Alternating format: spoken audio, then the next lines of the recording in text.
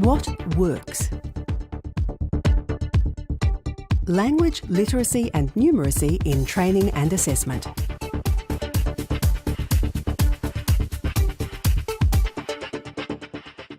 Something that the vet teachers often point out to us, they have a tendency to over-assess and to assess at a higher level than's required. Assessment should not be the final outcome of something necessarily. It has to be an outcome, but it also should be a learning process. It should be relevant to the competency and the workplace. But we do have to take into account what level the people are at. And so you need to understand your learners' ACSF levels. I will unpack or deconstruct the training specification, whether it be a unit or a number of units. So you go into the unit of competency and then you determine how complex or simple to make the training tasks and the assessment tools and methods.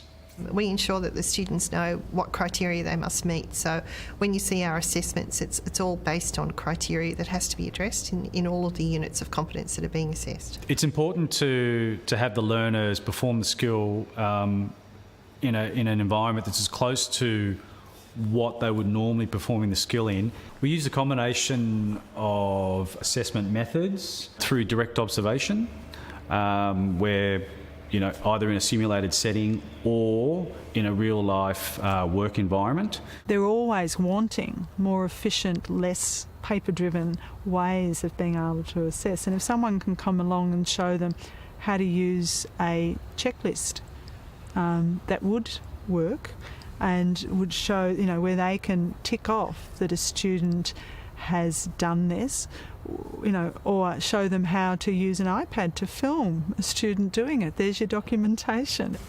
So they need to do practical assessments, which they have to perform what they know on the clients. We could use multiple choice assessment.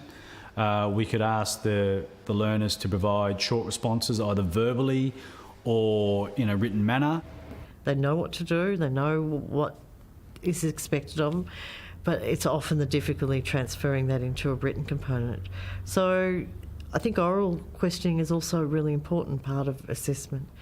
We could interview them, we could obtain third-party reports from their supervisors and employers.